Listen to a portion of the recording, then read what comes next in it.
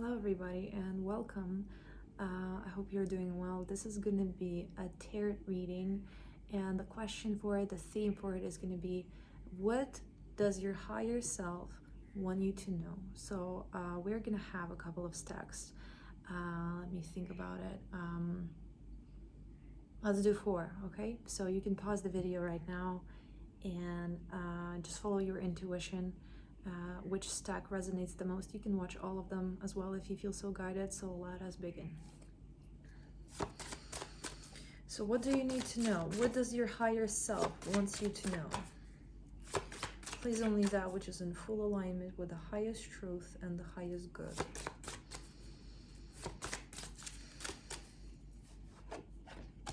Whew, we have 3 of Swords.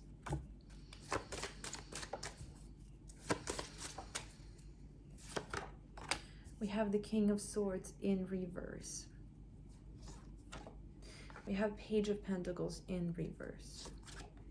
We have the Hierophant upright.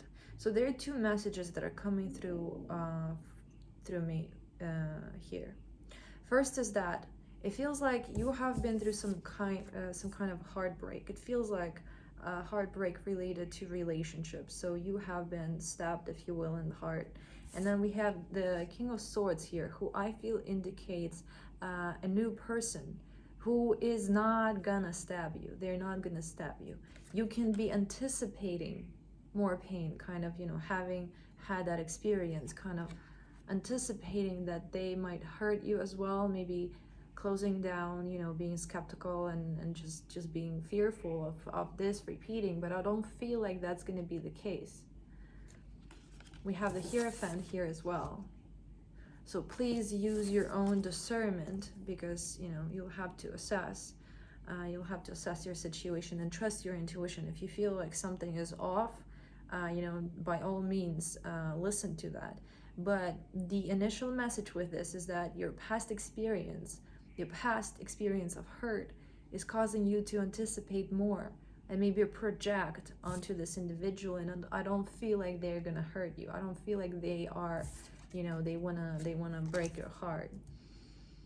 The second message that is coming through here is that there might be some kind of, again, past experience of hurt that is preventing you from moving forward, maybe out of fear. So this is a card of new beginnings in reverse, okay? So kind of, I have experienced pain, I have experienced something difficult, and I'm fearful to start anything new. I'm fearful to respond to opportunity, and I'm staying stuck in my safety zone. So let's get some more cards here to see what else wants to come through.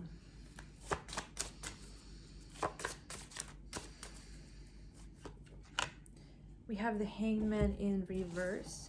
So if you feel like you are stuck, we have Balance upright. If you feel like you're stuck, or you have been stuck for some time, like things are not moving forward, it might be in whatever area of your life. It can be health, it can be finances, or relationships. I feel like this card indicates a person who is upright, they're hanging upside down, kind of not being able to move. But when it comes this way, what we see is that they're actually standing. So the meaning of this is staying stuck is in a way a choice.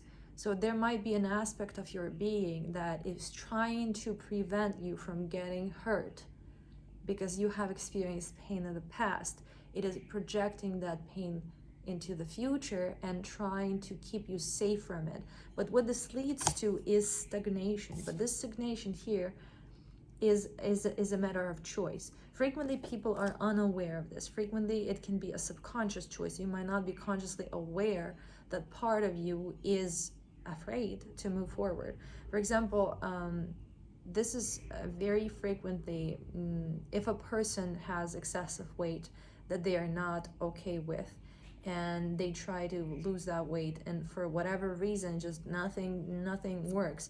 In my experience, there's frequently an aspect of the being that is actually might be associating excessive weight with some kind of safety. So it can be in a literal sense that you grow your skin thicker, or it can be in a way sometimes sexually.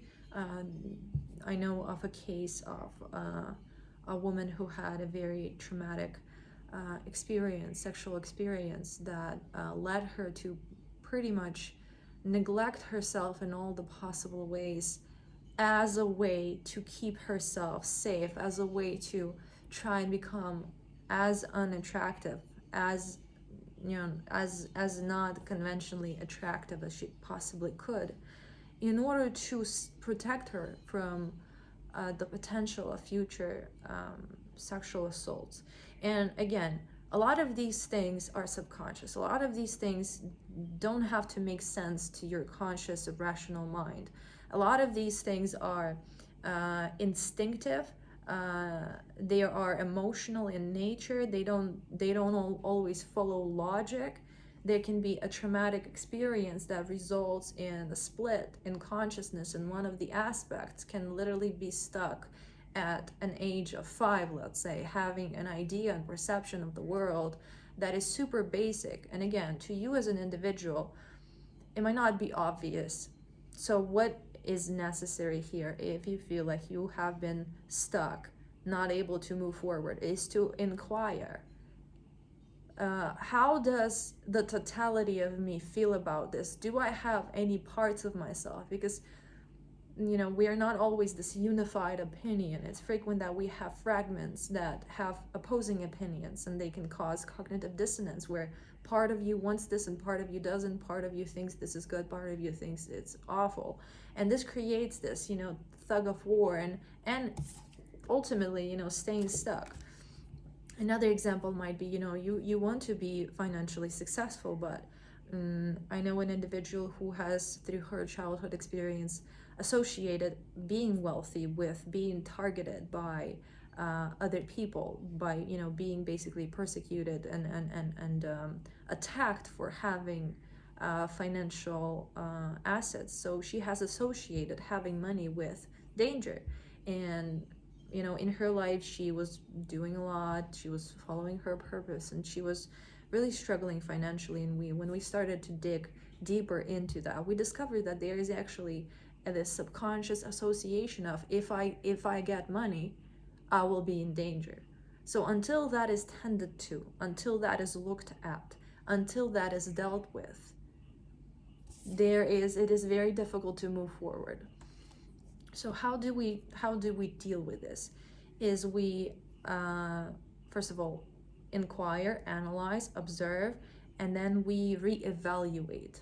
If you find a belief that you don't feel aligned with, that you see is discordant and is causing you a problem, you have an opportunity to reevaluate the situation, to reevaluate the belief. So for example, a belief might have been formed when she was little, 5 years of age or whatever, very young age, not very elaborate understanding of the world. Now when she is able to look at that again, she can reevaluate. So she can explain it to herself, basically explain it to this internal part that maybe this is not the way things are. Maybe we can try and look at this in a different way, and maybe we can try and adopt a different belief. So finding a way to create integration between the opposing parts, finding a way to get them on the same page. And this is not to gaslight, this is not to ignore, this is not to devalue, this is to literally facilitate a strategic and political, you could say, alignment of your internal aspects and parts, so they are on the same page, everybody's satisfied. That is not always an easy job. That requires some mental gymnastics sometimes, but that is the way. Okay, so is there anything else? I feel like this is the message for the group number 1, and let us do group number 2. So hi, let's see. What does your higher self want you to know? We have preparation, We have communication. Trust in the invisible.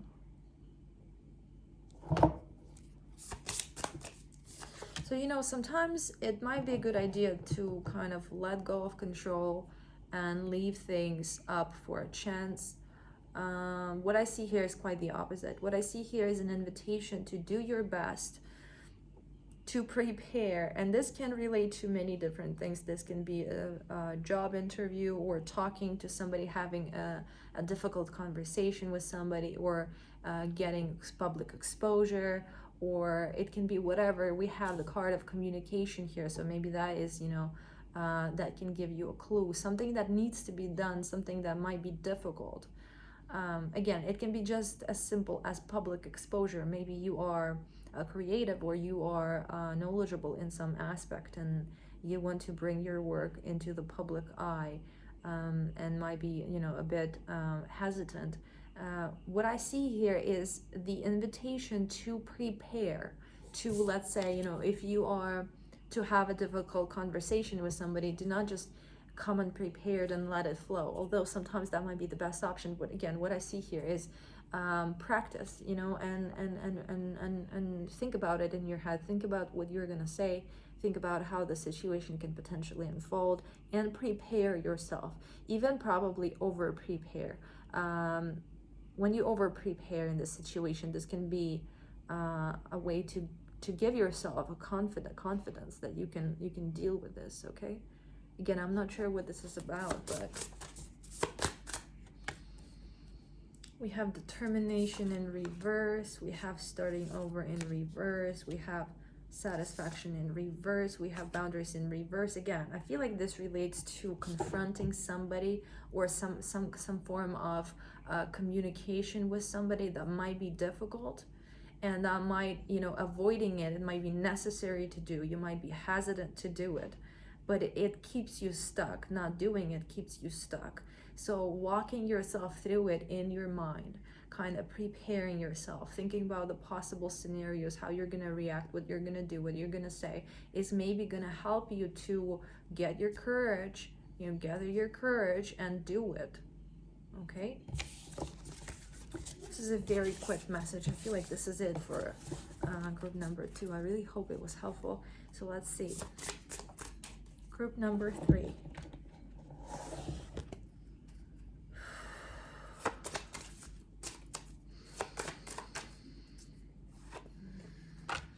We have the Hangman in reverse. 8 of Wands upright. So for some reason this comes as a Libra Scorpio, maybe Virgo. We have 7 of Swords, 8 of Swords. We have 8, 8, 7, 7. 8 in the middle, 7 on the sides.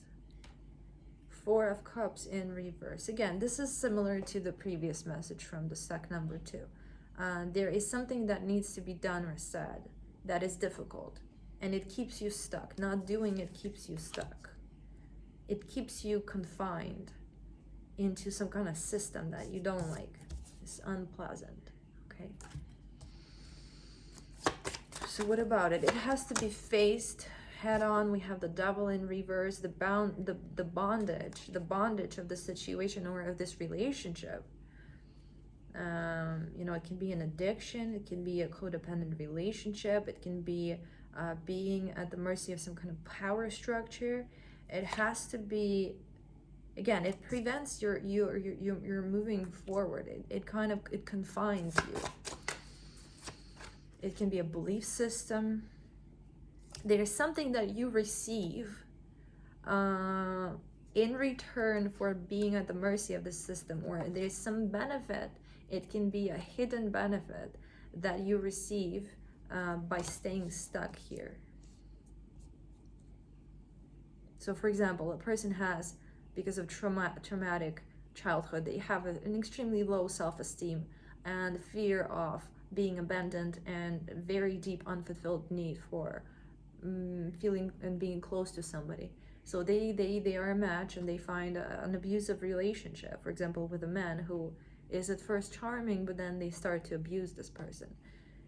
So this creates a codependent relationship where a person feels stuck. They feel like they do not get, they feel stuck, but at the same time they can stay stuck in this situation for many years, because staying stuck in it gives them at least some amount of connection, a very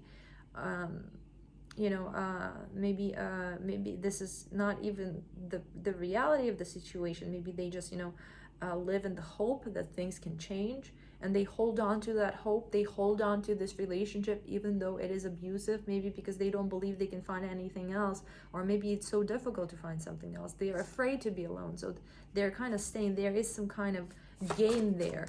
It is not a substantial gain. It is not, definitely not something that is enough, but it is something that keeps them or you stuck. Again, it might be an addiction. We have the card of putting work in reverse. We have Page of Pentacles, King of Swords, Hierophant in reverse. So again, the advice here is you gotta find your way step by step. You gotta find your way out step by step.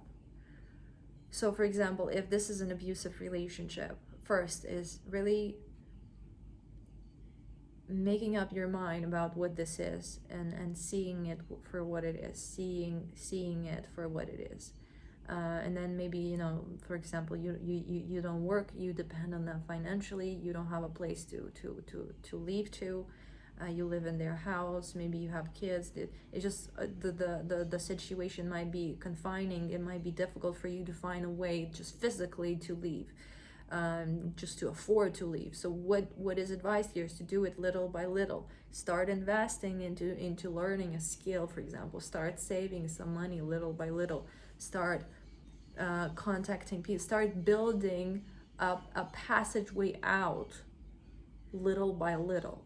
Okay, because it might seem like this insurmountable task if you try and look at it as a whole, but if you do it little by little and kind of build your bridge out of there, you can do it. Same applies to addiction. If this is an addiction, understand that the addiction is fulfilling some kind of need. Become aware of what that need is and find a way to fulfill that need in other ways, little by little. So for example, if you are addicted because you are trying to get comfort, or you're trying to ground yourself, or it can be whatever other thing, that whatever other need that you're trying to fulfill, find a way and consciously seek out ways, alternative ways of filling that void with other things. So okay, yeah, good luck, dear one. You can do this. Okay, it looks like the situation is it has a lot of almost like a magnetic pull that is very intense. It's kind of like the magnetic field is holding the situation kind of, but you can find your way out if you do it step by step, strategically, and if you're honest with yourself about what this is, not telling yourself stories. Okay,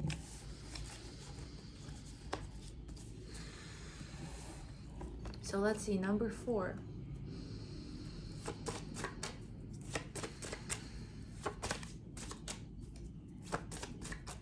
Please only that which is in full alignment with the highest truth and the highest good. What does your higher self want you to know? We have the Hangman in reverse and Death in reverse. Knight of Wands in reverse. So what I see here is that the way you perceive some kind of situation is not the way it actually is. So an analogy here might be, a person can perceive that life is only physical.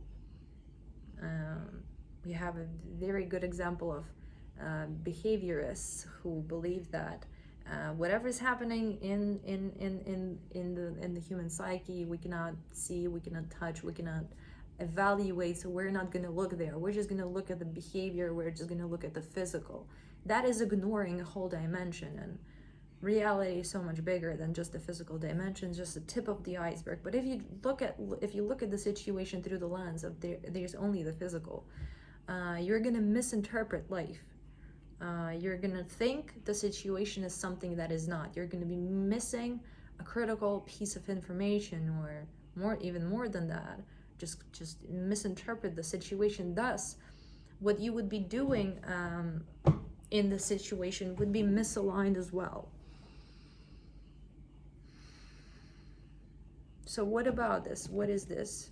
So the way you see, and I understand this might not be something you want to hear, but this is what's coming through. The way you see is not the way things are. The way your current perception of something in particular or in general, I'm not sure, you'll have to try and feel into yourself, okay, what this relates to. You don't see the full picture, okay? You don't see the full picture.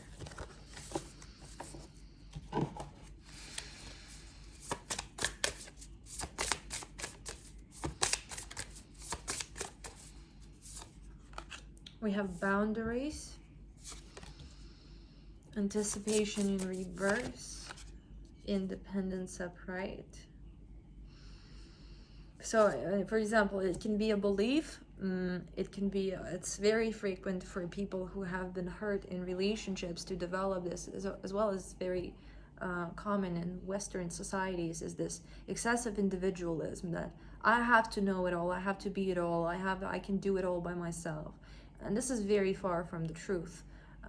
This is at least very far from what we need to be healthy. And some people need more space than others, but we ultimately, in our healthy state, when we don't have trauma associated to relationships, we need other people.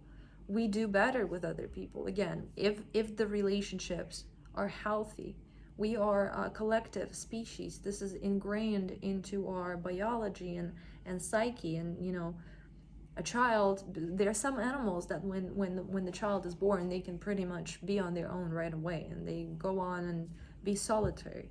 And if you look at humans, if the child is left alone, they're not going to survive. They literally depend on connection for survival for many, many, many years. So it is wired into our biology, it's wired into our psyche, it is wired into our being to need connection.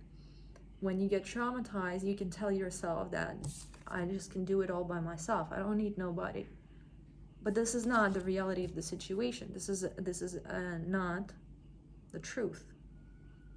And if you take steps and make decisions out of this energy, out of this perception, they are going to be misaligned with your highest good. Again, not something that many people want to hear, but I always say what I see. So if you get triggered by this, you gotta look at the pain that is at the root of this. You gotta look at that pain. And sometimes, people have been hurt by others and they make it mean that connection is wrong. But again, that is not necessarily true. It's the connection with dysfunctional people. The dysfunctional connection is hurtful, is bad. Healthy connection is healing, it is supportive, it is nurturing. And I don't encourage you to, if you feel like you just want to be alone, you don't need nobody, by all means, this is your life, this is your choice. But this is the message of the way you currently see is not exactly how things truly are. And when you make actions, when you make decisions out of this perception, they are going to be misaligned. They're going to be based on a delusion, and that is going to reflect in how they manifest and what they result in. So it is in your best interest to actually try and look at the cause of, at the pain, at the question, potentially assume that the way you perceive might not be the way things are, and inquire, because when we ask, it is given. When we invite the knowledge, when we invite the awareness, it gains the ability to actually flow and be perceived. So you can ask, okay, please, my higher self, the universe, life, God, whatever you believe in, please reveal to me the reality. Please show me the truth. I want to see the truth. I want to align with the highest truth possible. I want to align with the highest good possible. Please reveal to me whatever it is that I need to know, and then be open. Be open. Do not be quick to judge. Do not be quick to reject certain things. Just remain in this state of open perception and allow yourself time, allow things to unfold, and that might help. Okay, again, we have independence in reverse, so this can speak to the thing that I mentioned with, you know, believing that you can do it all by yourself. And not to say you can't, but this is not an alignment with the highest good, you know. This is not in alignment with the highest potential. Like, we can live without the sun. We can live in the cave without the sun and take vitamins to supplement for, you know, things we're missing on, and have lamps. We can live in an artificial setting without the sun. But is that good? No, I don't think so. Is that the best? Is that aligned with health? No. A bit of a weird analogy, but it is what it is. Okay, dear ones, this is what I have for you, and I really hope this was helpful. Thank you so much for watching. I wish you all the very best. If you want to work with me, you can find a link for that in the description box. I send you much love, I send you much light, and I will love to talk to you again.